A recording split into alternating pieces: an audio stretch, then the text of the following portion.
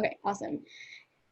Hi all, I'm Srilekha and I am the founder and executive director of Planner Consulting. Welcome to our collaboration webinar with the Paris Project on suicide prevention awareness. So before we get started with our awesome speakers and introductions, a little bit about Planner Consulting. So we are a nonprofit organization fiscally sponsored by Half Club, and we offer free personalized peer mentorship sessions for student health. So anything stress related or mental health related, that's what we do. We also spread a lot of mental health awareness through our online platforms, and we hold a bunch of workshops like this and webinars.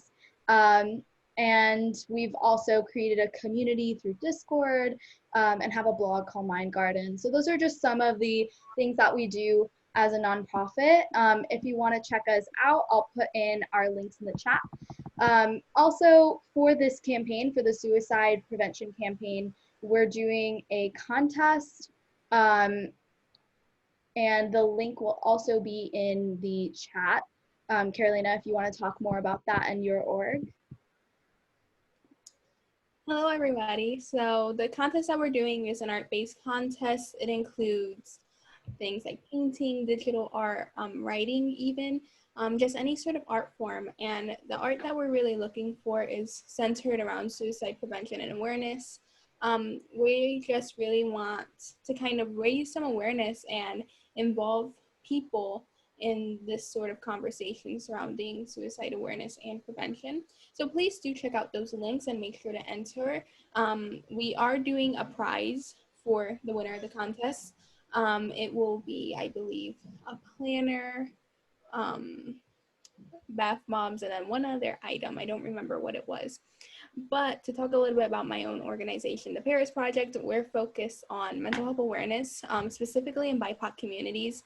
So often there is so much stigma surrounding mental health awareness. I saw that personally within my own home and school environment. So I really wanted to create a sort of community of people who wanted to also spread awareness about mental health disparities, issues that surround mental health within the very communities that we are part of, that we live in. And that was just something that I always really wanted to do. So we post mental health information, including tips, tricks, things that are kind of verified by other people who are professionals, because obviously we're teens and we're not professionals. And we always cite our sources and make sure to put out resources out there for people to be able to get the mental health needs that they need. So I'm going to pass this now on over to Dr. Jasmine Singh, and she's going to tell you a little bit more about herself. And yeah. All right. Hey guys. You guys can hear me and see me okay? Yes, I'm getting nods and thumbs up. Awesome. So my name is Dr. Jasmine Singh. I am a psychiatrist in California. I went to undergrad at UC San Diego, medical school in Touro University in the Bay Area, and then for a residency in psychiatry, I went to UCSF Fresno. While I was there, I got involved with mental health outreach and media. Uh-oh, what's happening? I don't know, something happened. Everything okay? Okay. So like I was saying, while in residency, I was learning to become a psychiatrist. I started doing media work. And so since then, I've been on CBS, NBC, and PR, talking about various mental health issues. My specific research and interest is in cultural psychiatry. So Carolina mentioned the people of color and how it's even more of an issue, more of a stigma. And that's very dear to me as well. My parents are both from India, and I've done research in Indian American mental health. And yeah, so that's a little bit about me. Really happy to be here, really excited.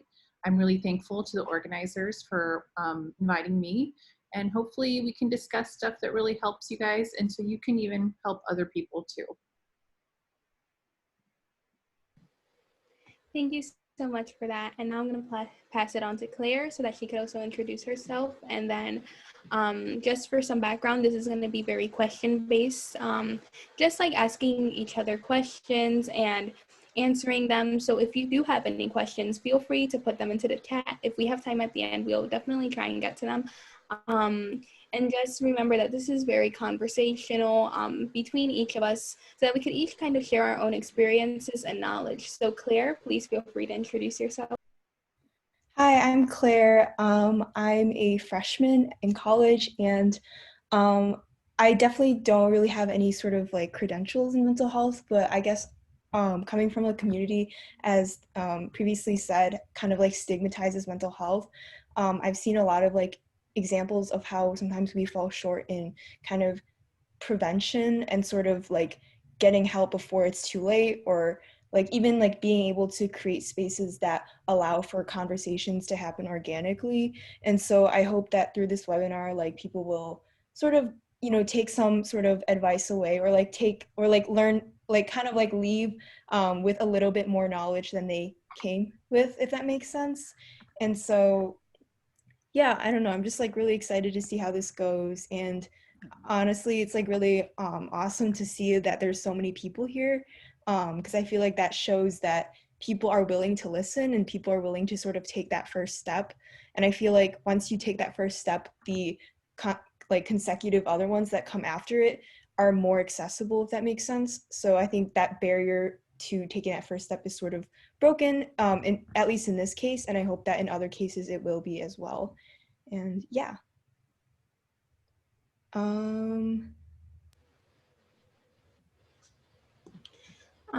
So first we're going to kind of start off with kind of a disclaimer. Suicide is a very sensitive topic. It's something that can affect a lot of people. If you're feeling uncomfortable or, you know, you're not feeling your best, please feel free to take breaks, take a walk, do anything that is going to make you feel better.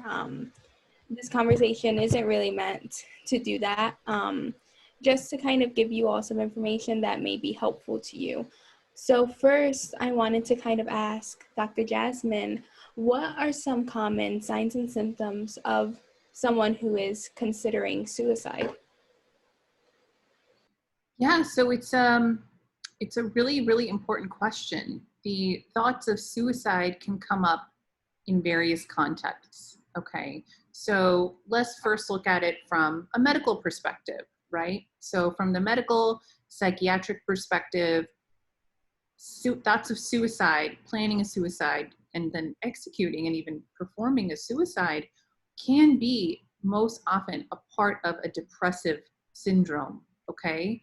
Now, there's different types of depression, but essentially it's feeling low, having a low mood, low energy, your sleep is disturbed, your appetite is disturbed, your focus and motivation also become impaired. So if someone is having those symptoms, you're probably depressed, and thoughts of having or wanting to kill yourself can come up in those contexts, okay?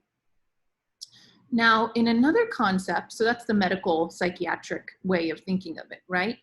There's another thing that can come up, that when intense emotion occurs and you go through something really difficult, in the short term, right after that happens, you may think, well, this is not even worth living. I don't want to do this. And that's a thought process, right?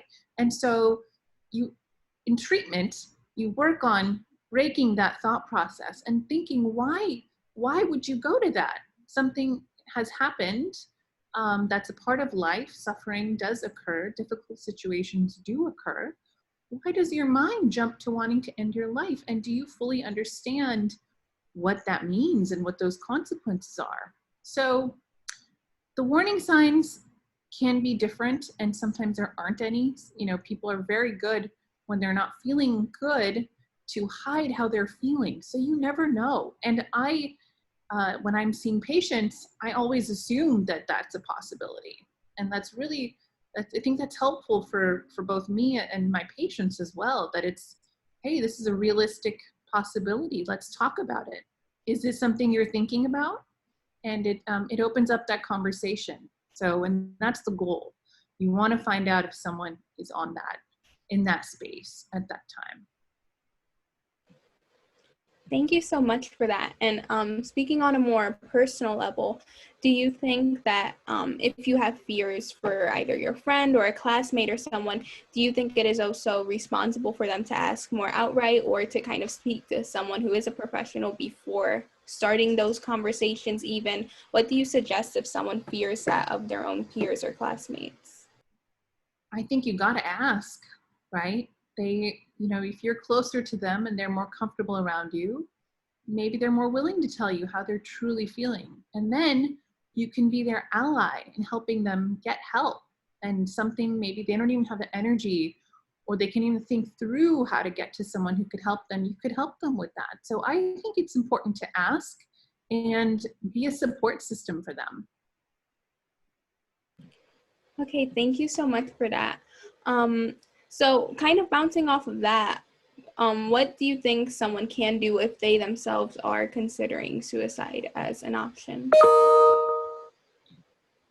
So first of all, if there's anyone listening to this right now, please take a step back and think about the gravity of this thought that you're having. The world right now is a very tumultuous, scary place, and mental health is declining. So I'm certain that the people who are maybe a little bit depressed before are really suffering now. In fact, I see it in my work as well. So please, there is help. There is a better option. Reach out to any of us. We can point you in the right direction.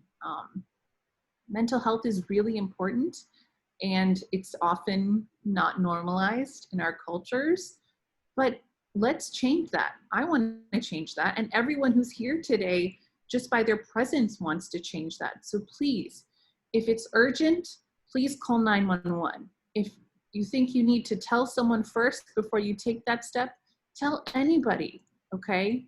There is help for you, your life, and you are so valuable. And situations in life can change, things can get better. So please reach out and tell anyone. That would be my advice. Thank you so much. And to kind of add on that, I actually had a very close friend who for a very long time committed self-harm. She seriously considered suicide and things like that. And I was someone who was kind of an ally to her during that period in her life. And something that she told me that really helped her personally, and I just like feel like is super important when I talk to others, is something called a suicide safety plan. And some people kind of make up this step-by-step list of ways to get themselves back to safety. So I'm actually going to put a link of that within the chat.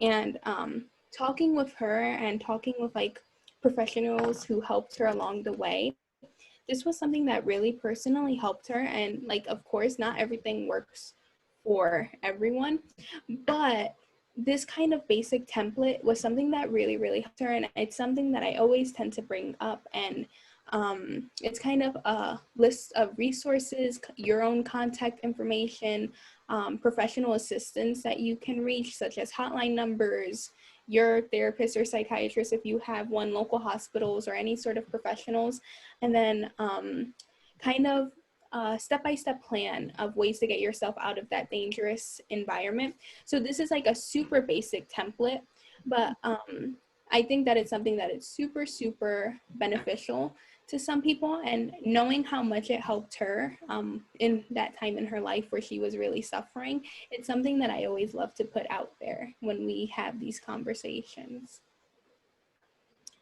And now going on into kind of next topic, this is a really good jumper. How can we support friends who are considering suicide / self-harm?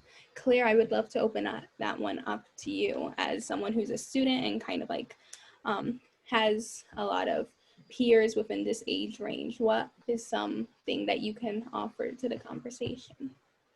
I would say that there's sort of kind of two factors here. The first of which is it's important to know that this is like a really weighted question, and like it's hard to have like a definitive answer, unlike some sort of studies where it's like, oh, you have to do this, like, you know, like if you're caught on fire you roll on the ground, like there's no gray area, right? And I feel like depending on like the situation you're in, you might find yourself wondering like there's so many different things I can do, and at the same time you might be wondering, like there only seems like there's only one thing I can do, and I don't know if my friend wants that. And so I would say like if you and like the friend are in like still like not of age or like are students or something like that, I feel like there is like I would heavily consider like going to an adult. And I know there's that sort of breach of trust of like, oh, but like what if they don't want you to like go to an adult, and then like that might break your friendship, right? But then like personally I think that like in the long run, and like if you genuinely care about their safety and you feel that there is like a safety issue, I feel like it is sort of imperative to go to an adult. And I say this with such like trepidation because like when I say it, it feels almost kind of like an act of betrayal, at least in the moment, because like you have this close relationship with your friend. It seems like you're again like breaking that trust. But I would say go to an adult. And then the second part I think is something that I've struggled with, and I think some of you guys can relate, is that if you have a friend and like it doesn't matter if you're close friends or just like friends, and they come to you and they sort of like talk to you about all sorts of things, and then you find yourself kind of acting in as like a stand-in therapist for them. Like you sort of notice yourself like spending a lot of time like trying to talk to them and trying to like help them cope, and you realize that like you're basically a stand-in therapist, as I said. I feel like in that situation that can also be a little bit like bad. I don't know if that's the right word, but I just think that if you find yourself like acting as sort of this counselor pro tempore or whatever, I think that's when you should kind of take a step back and be like, hey, like I'm here to help you, and I know that we're friends, but like try to evaluate your time and kind of your energy, and know that eventually the energy that you give to them will run out, and that it is better to have sort of an actual person who is trained for therapy and trained to like give counseling, and trained to give their time and energy to their clients, and maybe see if that's a better option, because you don't want to drain yourself when you're trying to help someone, even though you probably feel like you have all this energy and you have all this capacity to help them. So I think like again it all goes back to sort of seeking professional help. And again, I know there's so many barriers that go into that, and I think that maybe that will be addressed later, or there are a lot of like resources online that might help like sort of evade those barriers. But yeah. Yeah, I totally agree. Like I said in the beginning of this, as student organizations, we're not professionals. Um, we definitely did not go through the time or the education to be that.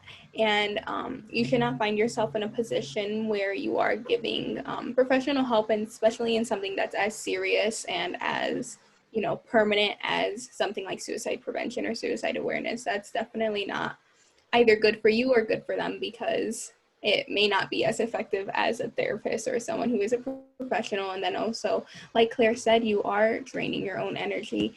You are kind of doing something that you weren't trained to do. So obviously it's going to be very difficult and stressful and emotional. So yeah, definitely agree. Do you have anything to add, Doctor? Yeah, so I think all of your advice was spot on, Claire.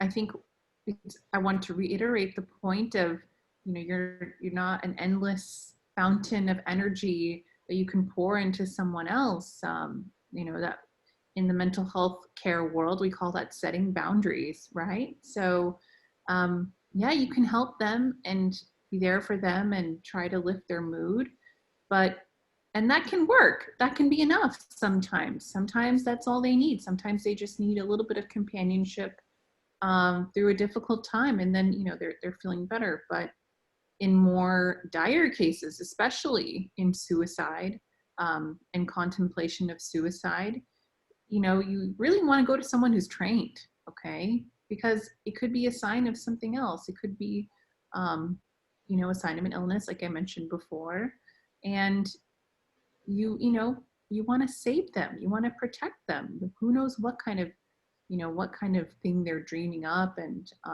they may need to be hospitalized. There's so many factors that as a trained person I'm thinking of, and so they really need to get to that kind of professional healthcare provider. Yes, definitely.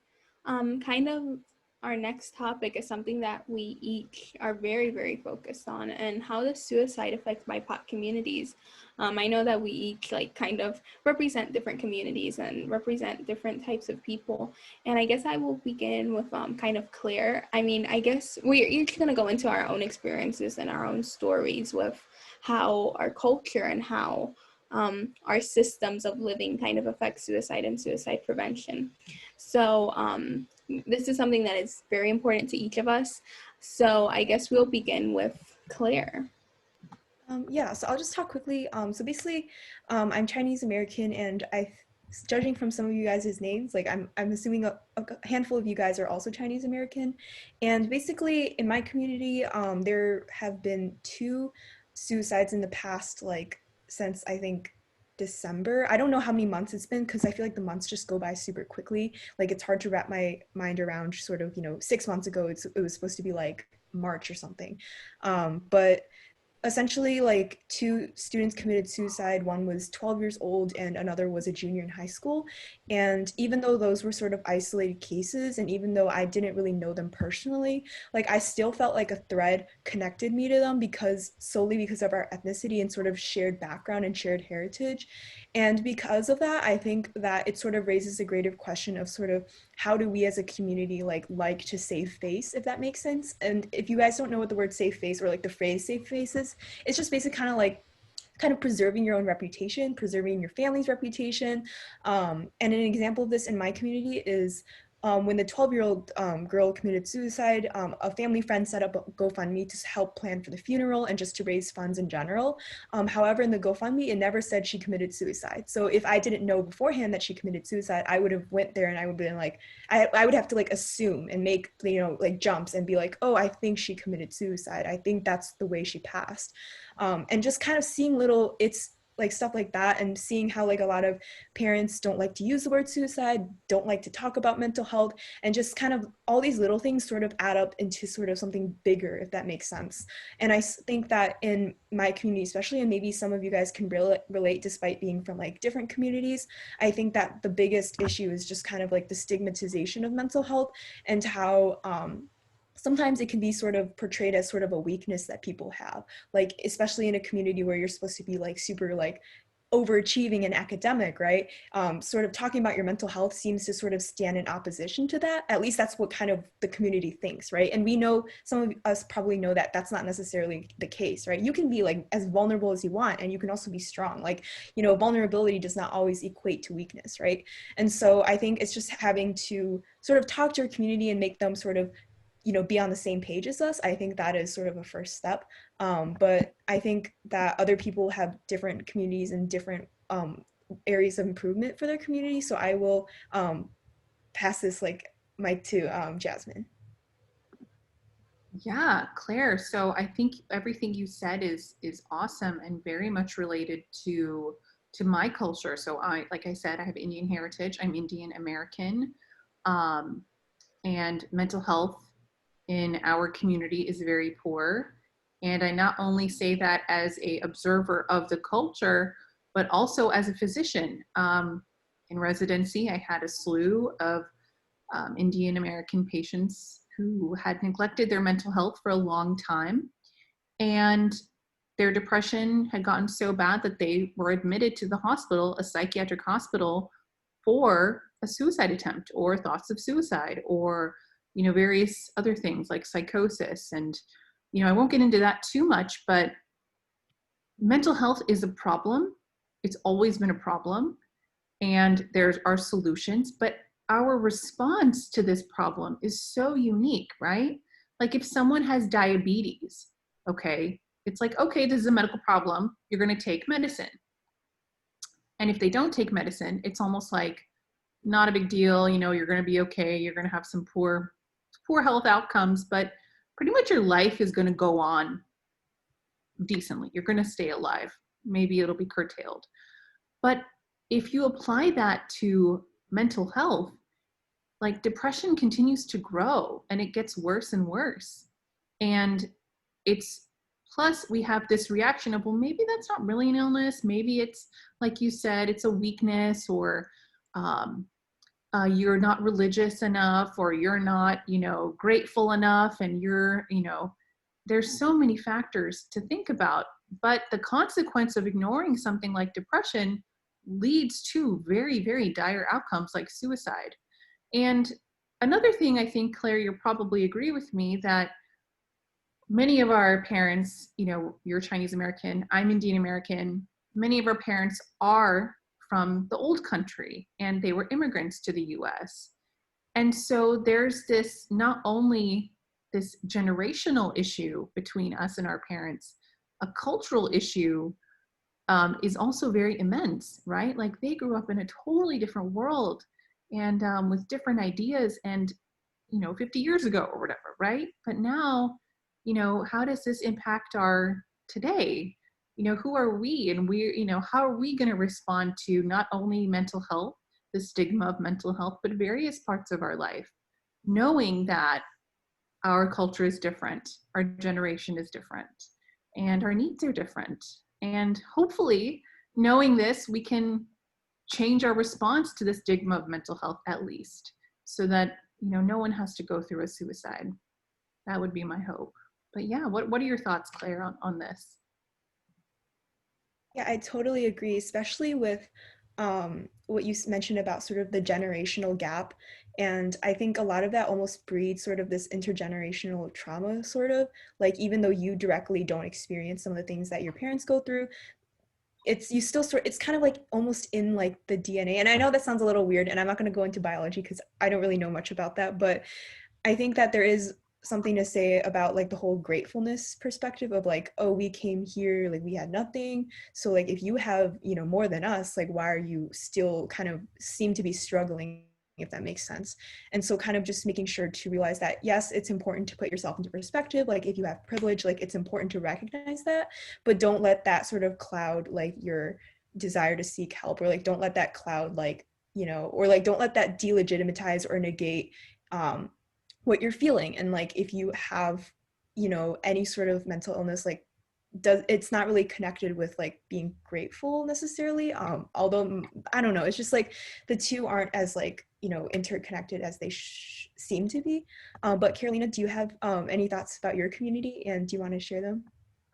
Yes, you guys it is so important to kind of speak about your cultures, and like thank you so much for sharing and sharing your own experiences. I know for me personally, I grew up in like a very lower income city. And I know that although there were problems with things like suicide, with problems of mental health and mental illness, there was always this sort of silence on the topic. Nobody really talks about it. It's kind of this belief that Black and Brown people do not commit suicide or do not suffer with these problems, even if they do. I think that a statistic that always puts it in perspective for me personally is the CDC recently came out with a statistic that Black youth suicides increased by 73% in the past, I think, 26 years. And while a lot of kind of people I felt swept it under the rug and kind of believed that it was due to general increases in suicide, when you look at the numbers more closely, we see that white youth suicides have actually decreased during the same time span. And that's not to say that it's a more serious problem in some communities more than others, but when we look at the reasons why in Black and Latino communities suicide is increasing so exponentially, it kind of makes one wonder about the lack of resources, the lack of therapy, even on a financial sense, on a physical location sense. The same way that there are kind of food deserts where people are isolated from healthy food options, there are kind of therapy deserts and mental wellness deserts where these resources are more than hours away from lower income communities. So even if they could afford it or could find a means of insurance or something of that sort, it wouldn't even be accessible. There's so much stigma within these communities. When we kind of look at some of the suicide prevention community-based programs there have been, such as Haven or other preventative measures for Black and Latino people, a lot of them have been faith-based. And the reason for that is because of the strong faith within these communities and the strong kind of religious portion of their lives.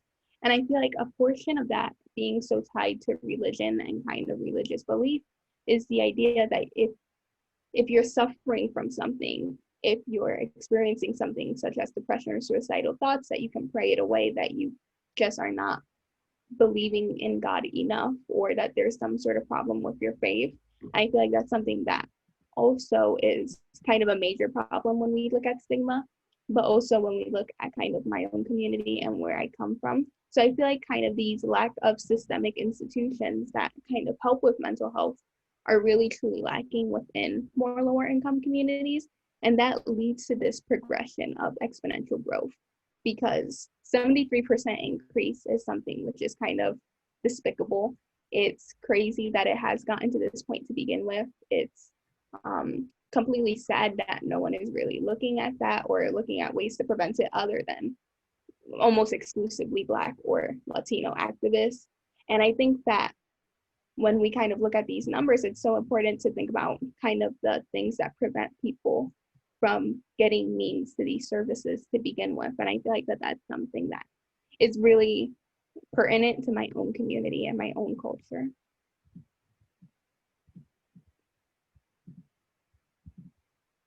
So kind of leading in to the next discussion, we each kind of talked about stigma and the way that our communities do not discuss these problems.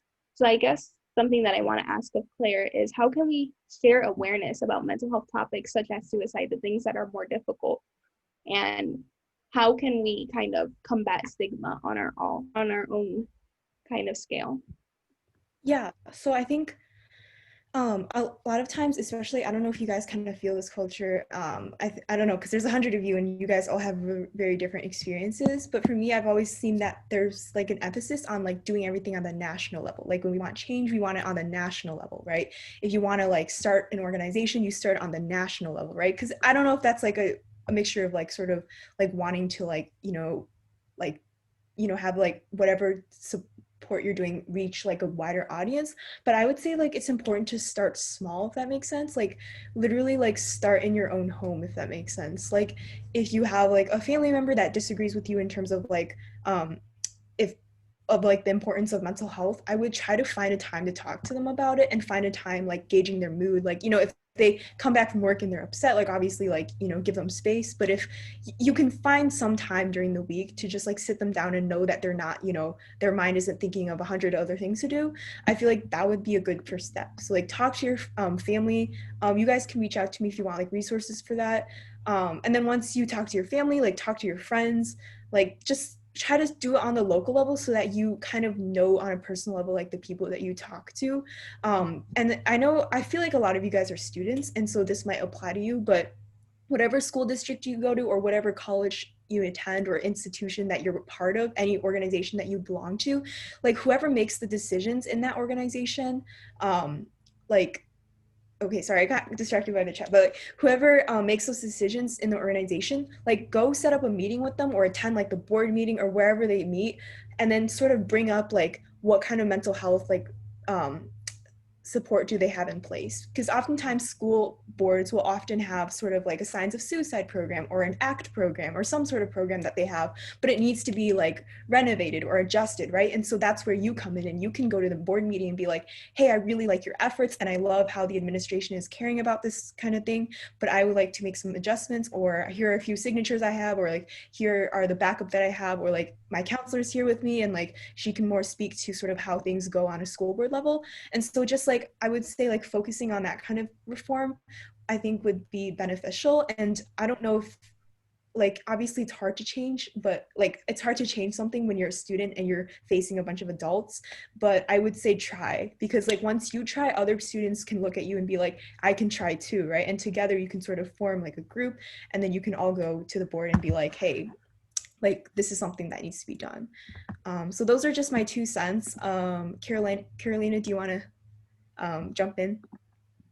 Sure. I think that's something, the place where I started personally was just sharing information that I found valuable. If you read something and you're like, yeah, this really taught me something, this really puts something in perspective about mental health or suicide, I feel like this will help someone else who may be struggling. Share those resources, even if it's in a group chat, even if it's on your Instagram stories or within your own classroom. It doesn't have to be big. It doesn't have to be something which is, you don't need to have like a huge following to do this, because it can really help anyone that you're in conversations with. I would say that sharing that information is so important and so useful, just spreading on kind of ideas that are going to help other people. I would also say something that is super important is making sure that you're continuously learning about these topics and kind of making yourself a student about the things that other people can be experiencing. While we cannot always feel the same way that others feel, making sure to put yourself in the perspective of someone else can make you such a better ally for them in the long run. If you're kind of continuously learning about these topics and about ways that you can help others, I feel like that's something that you could really do that is super small. It's about reading an article or about speaking to someone else who is a professional in the field, but it's super small. It doesn't take a lot of time, but it can really help you to kind of build these skills in case you may need it someday. And I think that that's something that I'm always trying to do personally that has always helped me in the long term. Knowledge can never really be taken away from you. If you are continuously learning, you can also be someone who gives away these kind of tidbits of information to others in a way that is helpful, in a way that is useful. So kind of going on into our next sphere of topics, Dr. Jasmine, how do you think suicide affects teen population specifically? What challenges do you think are unique to teenagers? Yeah, I will answer that for you. But before I do, I gotta say, Carolina and Claire, you guys are, thinking about such great ways to handle these situations. I'm really, really proud of you guys and impressed. We're meeting for the first time, and you're obviously much younger, both of you, than I am, but you're already thinking about this stuff. And I think that's amazing and fantastic that you guys have already you guys have already formulated ideas. And so I just want to say, I'm really proud of you guys and good job that you're thinking about this and you're doing things like this webinar.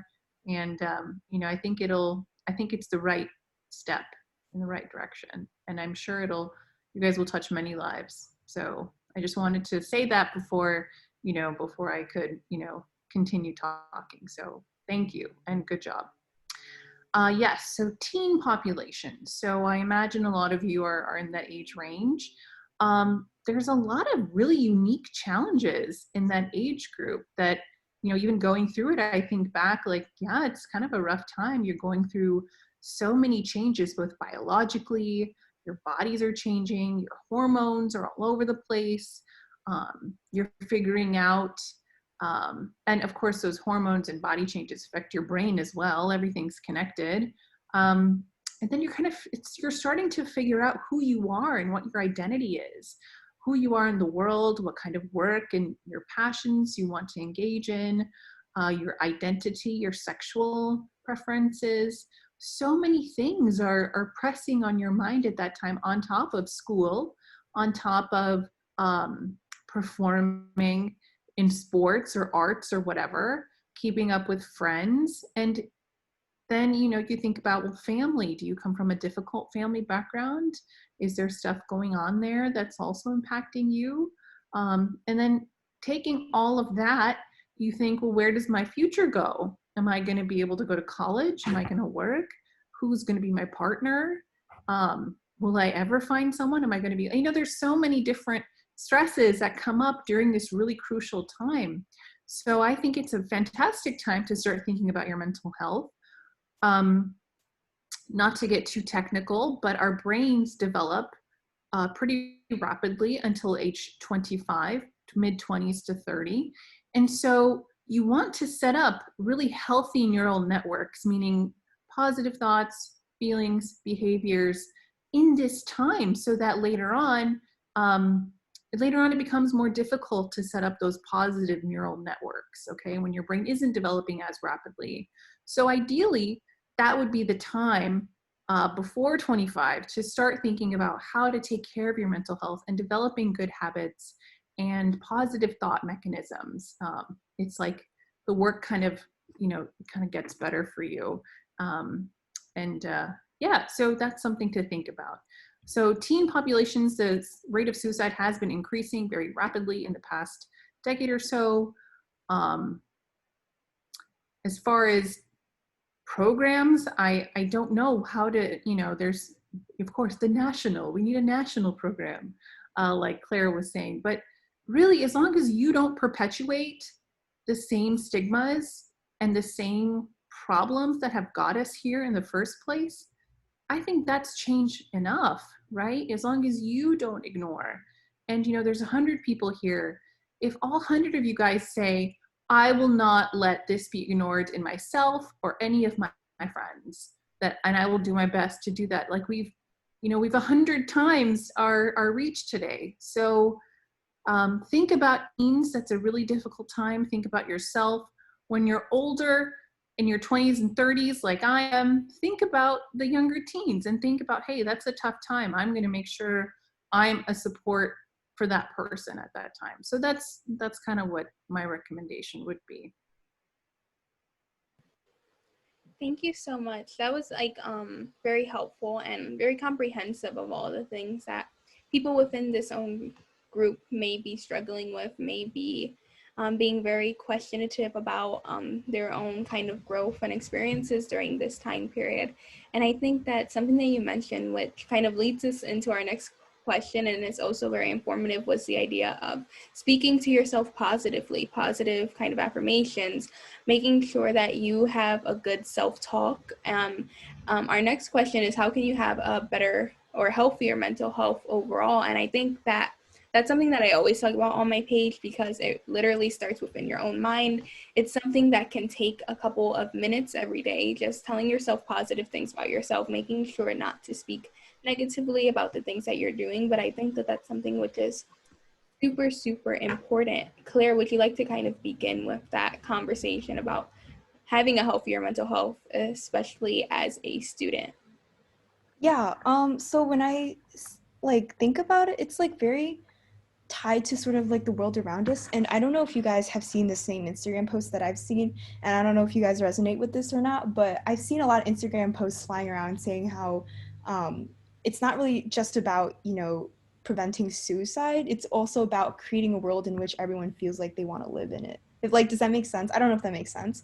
And obviously, like, when you think about it that way, it's kind of daunting. Like, how do I make the world a better place? And a lot of the institutional stuff that we see, and the stuff, especially the stuff we see on the news, like, for example, like, if I sign a petition, like, it's so hard to see that, actually create change, right?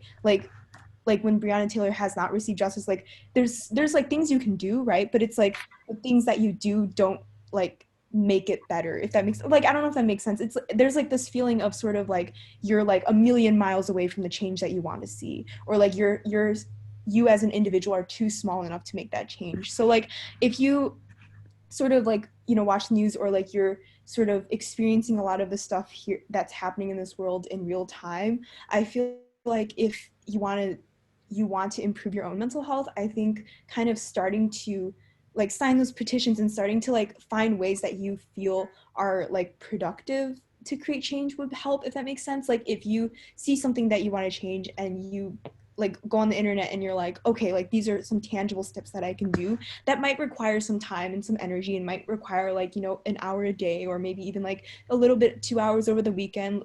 Like anything that you see that you can improve, and you do that, and you kind of see the visible change that you're creating, I feel like that can sort of create a sense of purpose within you. And you feel that, instead of just thinking like, oh, like I don't have a sense of purpose, like now you do, right? And that sense of purpose is sort of external, right? You've done something to someone else, or to a community, or to like a group of people, right? And so you kind of draw from that experience, and you say like, I impacted this group of people, or I impacted like this person, and now I feel like I'm stepping towards my purpose, if that makes sense. I know that was kind of like vaguely and long-winded, but I think just like finding your purpose, I know it sounds super cliche, but I feel like it can be done most of the time. Obviously not all of the time, but I don't know. I know that's like really big, but it's hard. I think in this time, it's just really hard to do that, to even like, feel that you can do something meaningful.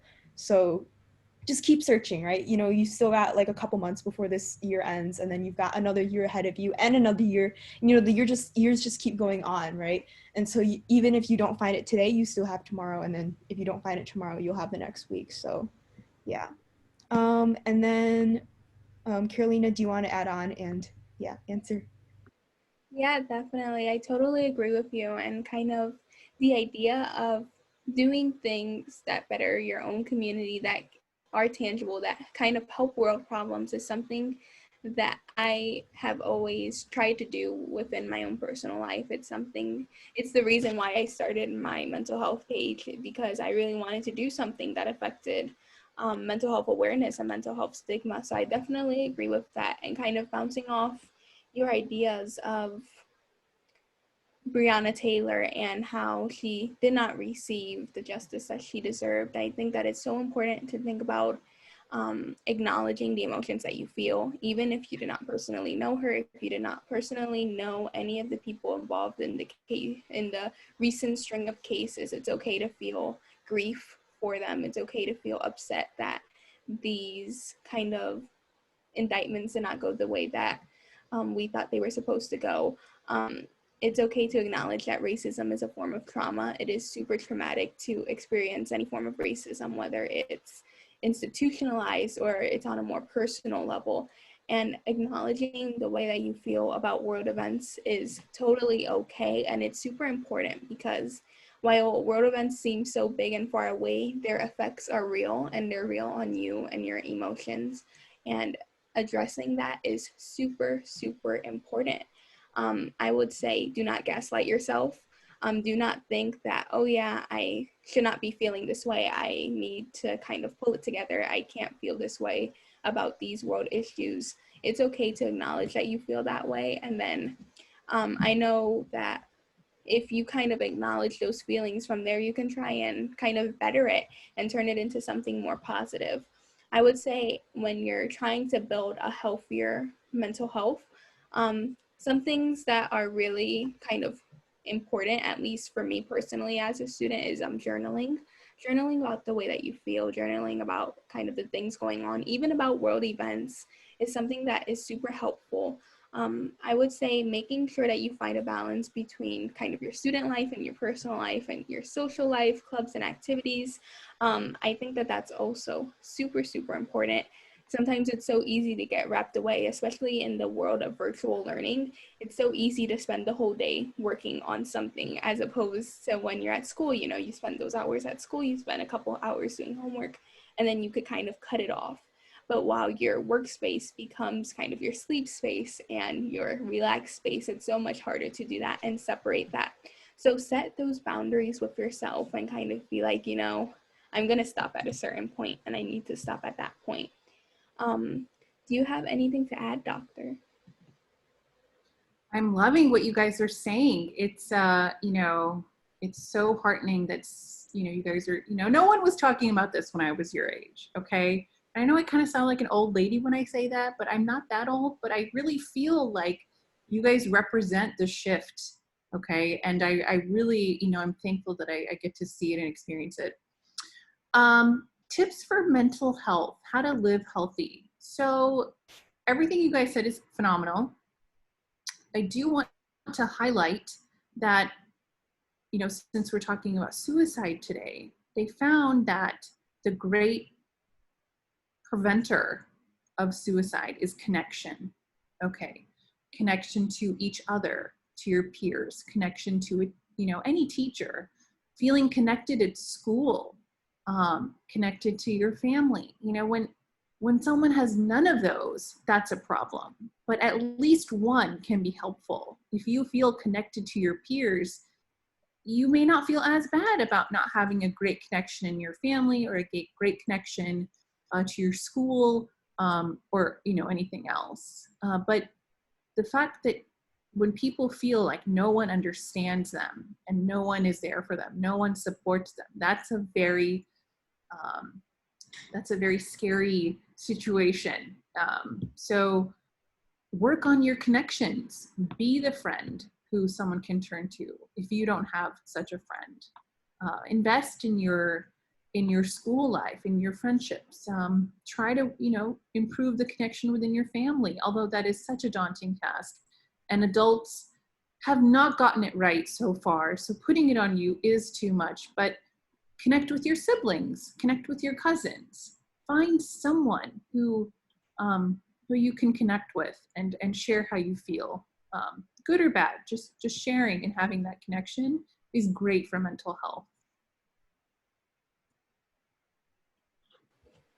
Thank you so much. And I guess we're going to kind of conclude here and then go back into some of the questions that we had in the chat.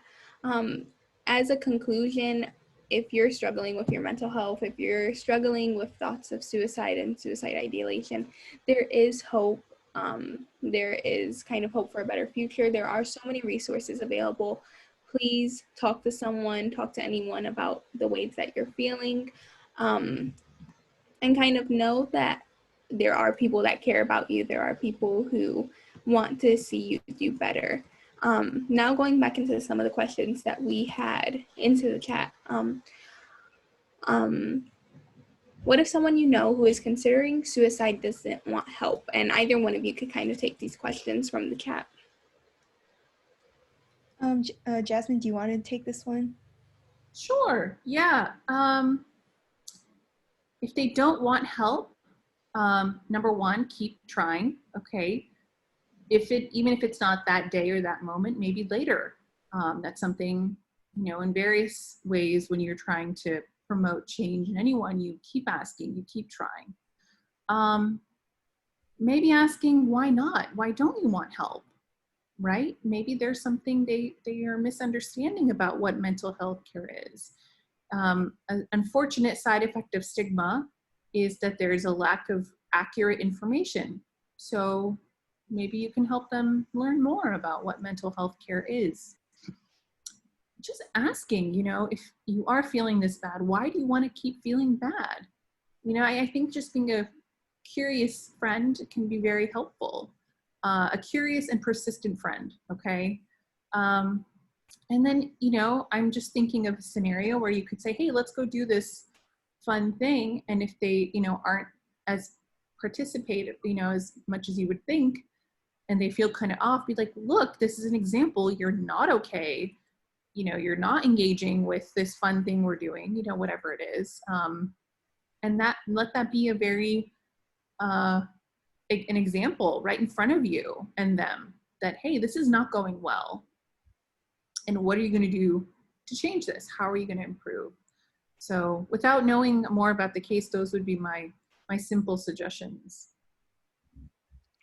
Thank you so much. And we also had another question specifically for Jasmine.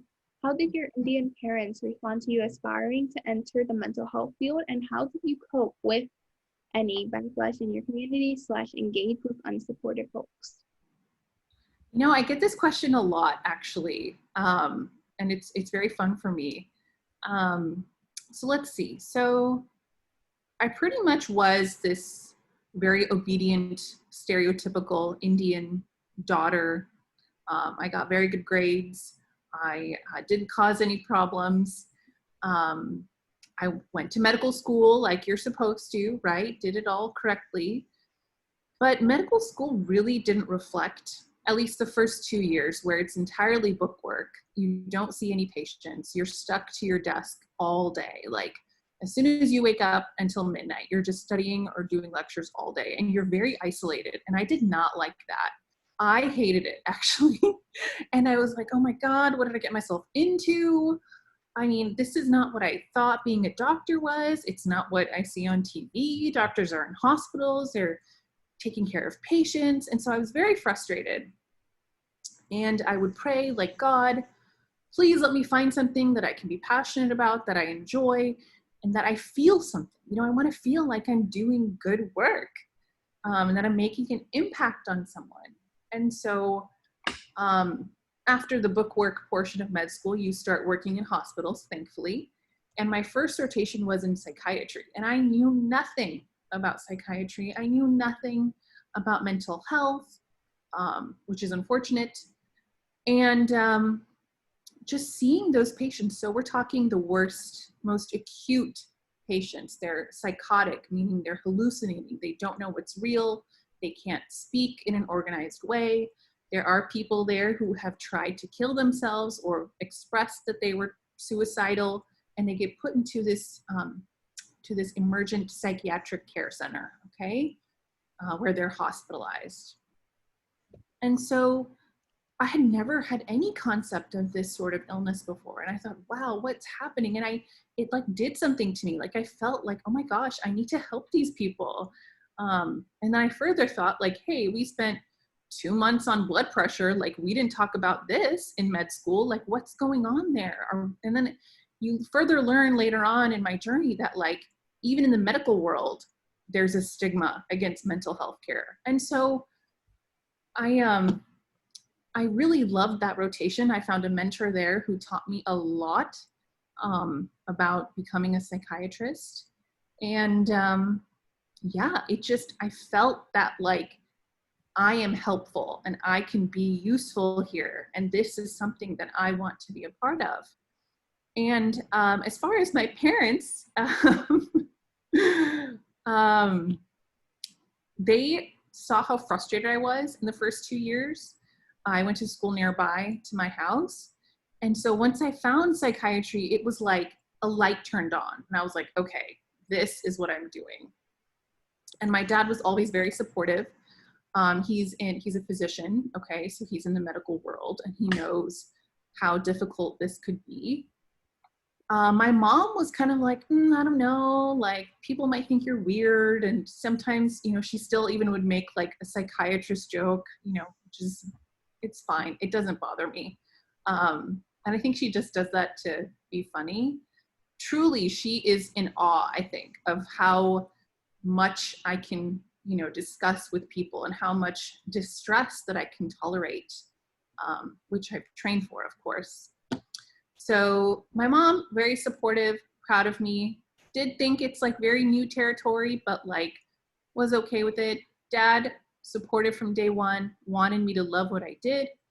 My grandmother, who is born and raised and grew up in a village in India and only went up to the 2nd grade, she was very concerned about my selection, but she has come around. And what it really took, I think, is as soon as my media side of my job emerged, which is very rare and kind of, my program was very supportive. No resident really has been on as many TV shows or radio or NPR as I have. And I think once that emerged, everyone's kind of like, oh, this is important. This is a big deal.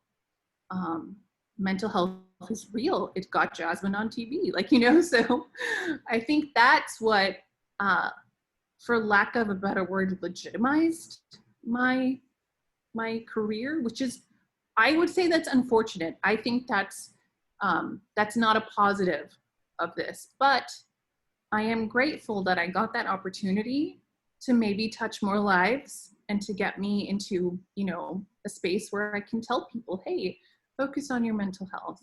So yeah, it's been a very long journey. I could talk about it for hours, but let's keep going, I guess. Yeah, so Carolina. Yeah, so let me see if there's any other questions. Yeah, I've been trying to answer some in the chat, but I don't know if you guys use Instagram, like we can always DM over Instagram and like probably have a better conversation there if you guys want to put all our Instagram handles. I know that I was going to do that earlier, but then I forgot. I could give our Instagram handles later so that you guys could follow any of us. I know some of us post mental health information and then also ask us any questions. So someone said, I am going to the psychology major. Any tips?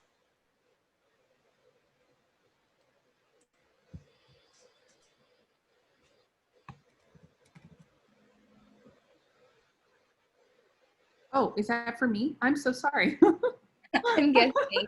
I also like for now a psychology major, so I guess I could answer, but I've only been in school for a couple months, so I don't think I'm good to answer this one. Well, I didn't major in psychology. I majored in economics and did pre-med on the side. But my only tip is if it moves you, just go after it. Anything that ignites that spark to go after, to learn more. I mean, I would, once I found out about psychiatry, I learned about it in my free time, which is so rare as a student, medical student and resident. And so, you got to make it your passion. If you're passionate about it, you'll very naturally be successful at it. So just be passionate, truly be passionate, and you'll be fine. Absolutely great. Mm-hmm. So someone said there's a lot of triggering material hidden on the internet, especially as social media gains traction, like the video that was circulating recently of the man committing suicide. How do you suggest we cope with this, since the internet plays such a role in our lives and it's difficult to break free of it? So personally, I think this one falls more on content creators, people who put mental health information out there. People who choose to kind of talk about this information should definitely put trigger warnings, should put information that kind of warns their audience of the material that they're about to be kind of taking part in. So I know personally, I kind of always have like a title page on my Instagram post before I go into any real content, so that people could be aware of what it's about before they kind of go into those topics. In terms of coping with it, I could hand that off to either Claire or Jasmine, and they could kind of go more into that.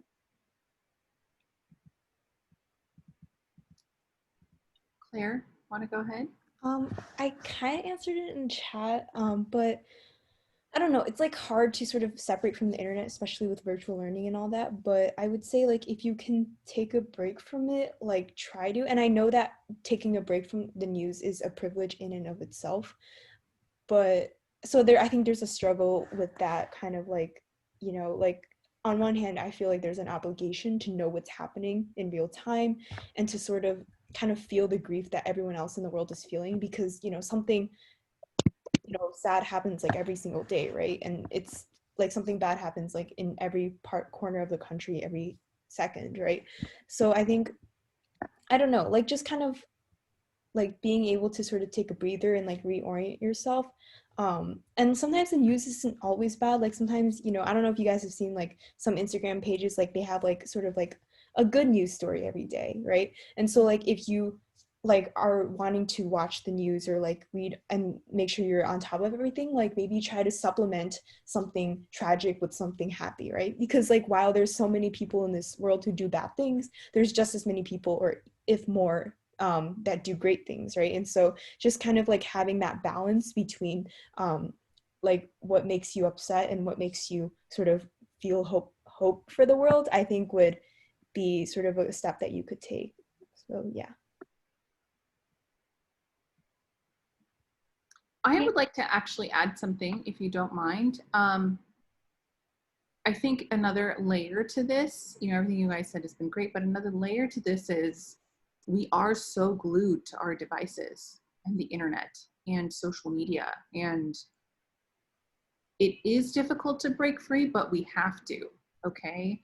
There's this new diagnosis coming up called internet addiction, and it's so disturbing to me that it's becoming such an issue. And so we have to monitor how much we're consuming in terms of internet as well.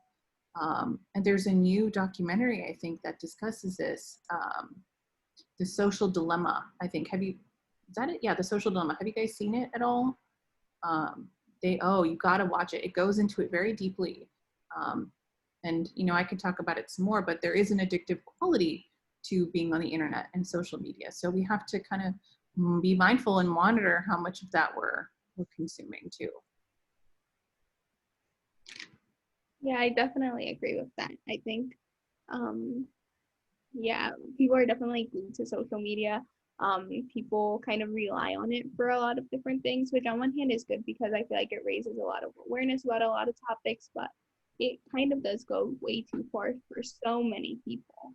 And I feel like this does kind of lead into our next question about imposter syndrome, because, you know, we kind of see the perfect idealized lives of other people. And I think that that kind of contributes to imposter syndrome.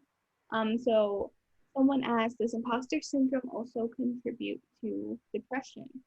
As some people think that they aren't as great as others make them to be.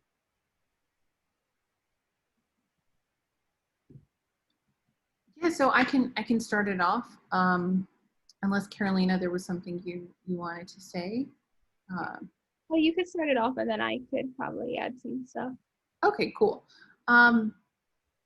It can, yeah, imposter syndrome, of course, it can contribute to depression. But the thing is, you know, who is telling you that you're not whatever? You know, where does that come from? You know, we can all try anything and be whatever we can, you know, put our minds to. What has limited you to think that, oh, I'm not good enough, or I'm not smart enough, or to be whatever?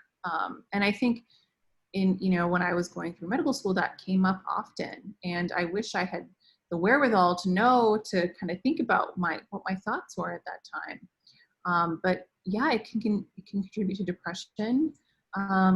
But yeah, why are you having such negative thoughts about yourself? And why, you know, what is your self-esteem like? I think those would be places to start. Yeah, definitely. I know that as a student, it's kind of very common to feel these feelings that are associated with imposter syndrome, especially I would say for kind of people who may be lower income. Going to larger or more competitive universities, it adds that extra layer of kind of that fear that, you know, you may not be good enough for that sort of environment. I think reflecting on your kind of accomplishments, reflecting on the idea that you deserve to be there, I think this also goes back to positive self-talk. Making sure that you remind yourself that you kind of deserve to be the places where, like, that you deserve all the achievements and deserve all the things that you kind of get. And also reminding yourself that you can achieve anything that you really set your mind to. And I think that that's something that's really important. Claire, do you have anything to add? Or are there any other like questions for the chat after Claire kind of adds her piece? Yeah, I mean, with imposter syndrome, I definitely feel that, especially with college. Just the other day, I took my first math exam because we're on like the quarter system, so a lot of things move quickly. And I got a 16 out of 20, which I think is at 80%. And I was like, you know, like that's not bad. Like I think I did well, and it was just one problem that I missed, right? And then the next day, they released sort of the scores of all the students, or like the mean and the average score. And the average score was a 20 out of 20. And I was like, oh, maybe I didn't do as well as I thought. And that kind of sort of brought back the feeling of like, everyone here is so smart, you know, they all know what they're doing. And I feel like because I missed that one question, that put me like below the average, right? And so I think just like wrestling with that and coming to terms with the fact that yes, like in some areas, like yes, there are like the people that you meet, like each one of them like knows something that you don't, right? But sometimes it feels like collectively everyone knows more than you, right? Whereas in reality, it's more just like you know something that other people don't know, and they know something that you don't know. So I think it's just like putting things into perspective and realizing there's always going to be people that know more than you, right? And it can be a product of privilege, just like different upbringings and stuff like that. But you can always just like derive comfort from the fact that you still have many miles to go, right? And that, you know, there's help, you can get help, you can like, you know, maybe work the extra hour because it takes you more time to digest the material. Just like working harder and like just, I don't know, like just anything that you can do that is well within your capacity to make you feel that, you know, you've exhausted all your options and that you're trying your best. And at the end of the day, you're like, it's the only person you're competing against is yourself in some sense. And sometimes it's hard to remember that. So yeah. Yeah, thank you both so much for these conversations, for your wonderful answers. I would like to say, if anybody has any more questions, feel free to send them into the chat. I think that we've kind of answered everything already. Follow our Instagrams, or like try and connect with us in any way that you feel comfortable. If you have more questions, want to continue these discussions, I know that someone shared a Discord link. So I would like to say thank you all so much for joining us.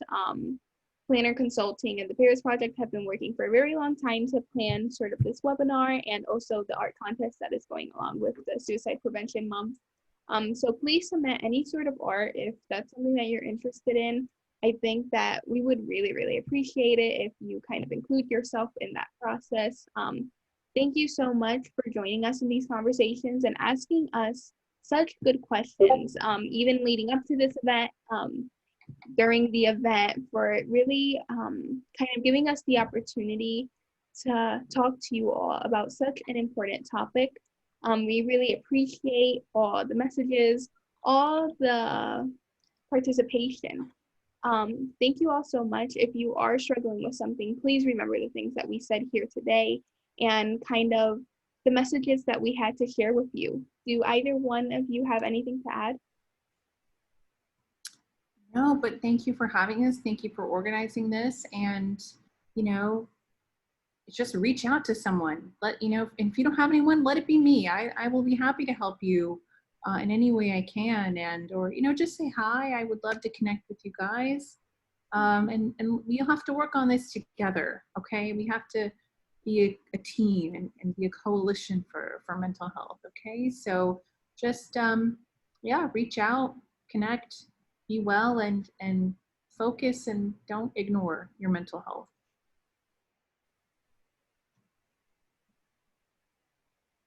Claire? Yeah, for sure. Thank you guys so much. I know a lot of you guys are leaving because, you know, I don't know what time zone you guys are in, but obviously there's a little bit more to the day, but thank you so much again. And it means a lot. Feel free to reach out anytime if you have questions about anything, like, especially with college, I feel like I can sort of help with that just because I'm sort of new in the process as well. So yeah, thank you guys, and hope you guys have a great rest of your day and weekend, and hopefully next week treats you guys well. And yeah. Yeah, to second that, if you guys do have any college questions, which I know is like an especially stressful time, feel free to ask.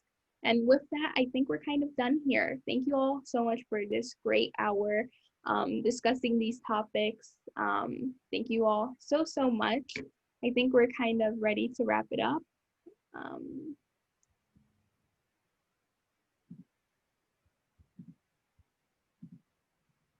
My goodness, so many people are saying thank you. Well, thank you for joining, all of you guys.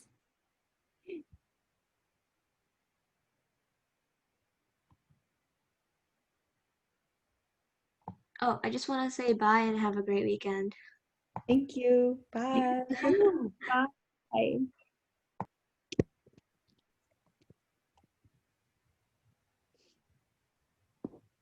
I think that we're probably. The participants, I see the numbers going down. Yeah. I'm gonna go ahead and end the call then, since it looks like we're about done, right? Mm-hmm. Awesome. Thank you. Thank you so much. Yeah, thank you guys. You guys are so cute.